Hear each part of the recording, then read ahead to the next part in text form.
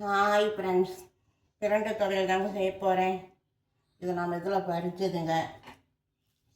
இந்த உளுந்தம்பருப்புங்க, மிளகாங்க, கடலைப்பருப்பு, புளி, பூண்டு, கொஞ்சம் தேவையானது கொத்தமல்லி 4 விதை வாசனைக்காக இந்த பிரண்டை தாங்க பறிச்சிட்டு வந்திருக்கிறேன். இது தாங்க நம்ம இன்றைக்கி செய்ய போகிறோம். உப்பு தேய்ச்சிக்கிட்டேங்க, அரிக்காமல் இருக்கிறதுக்கு உப்பு. எல்லோரும் செய்வாங்க, எங்கள் ஸ்டைலில் நாங்கள் செய்கிறோங்க. இந்த இலையை முதல் கொண்டுமே நான் போடுவேங்க, வாஷ் பண்ணிவிட்டு போடுவேங்க. இந்த நரம்பு முதல் கொண்டுமே போடுவேங்க. இந்த இதில் இந்த இப்படி இது பண்ணிட்டுங்க, அரிக்கிங்க, பார்த்து தாங்க இது பண்ணணும். சின்ன சின்னதாக தான் போட்டுக்குவேங்க. இந்தாங்க,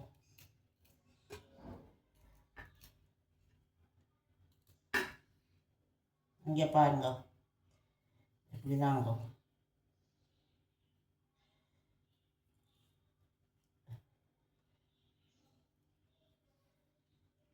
ஃப்ரெண்ட்ஸ்,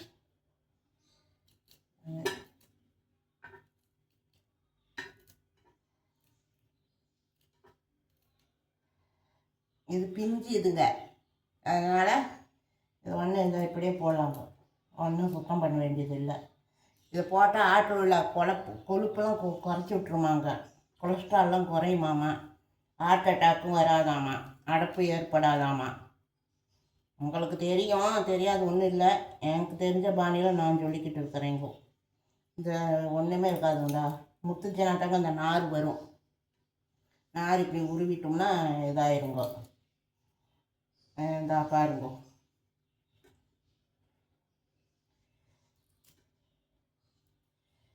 எங்கள் வீடியோ பிடிச்சிருந்தால் லைக் பண்ணுங்கள், ஷேர் பண்ணுங்கள், சப்ஸ்கிரைப் பண்ணுங்கள், பெல் பட்டனை கிளிக் பண்ணுங்கள். இந்த இலையை முதல் கொண்டுமே போட போகிறேன் ஃப்ரெண்ட்ஸ்.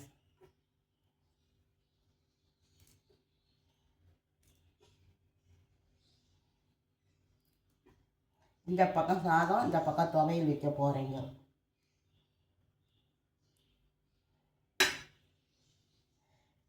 வாஷ் பண்ணிட்டு வந்துடுறேங்க.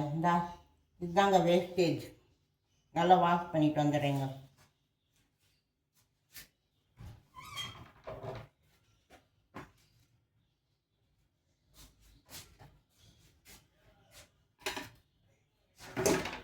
இதை போட்டு நல்லா வாஷ் பண்ணுறேங்க.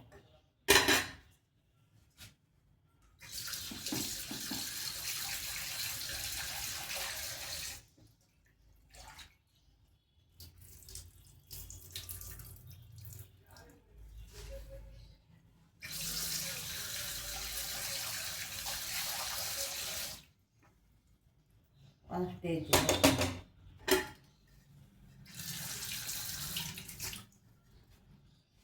நல்லா 2-3 நாள் சலசிக்கிட்டேங்க. இலையெல்லாம் ஒன்றும் இல்லைங்க, அதெல்லாம் ஒன்றும் இல்லைங்க.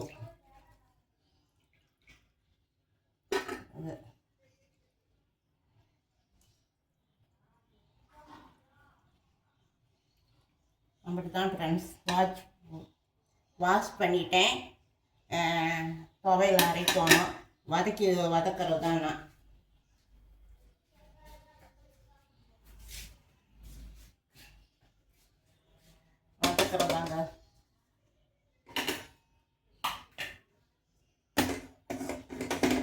வதக்கிறதாங்க.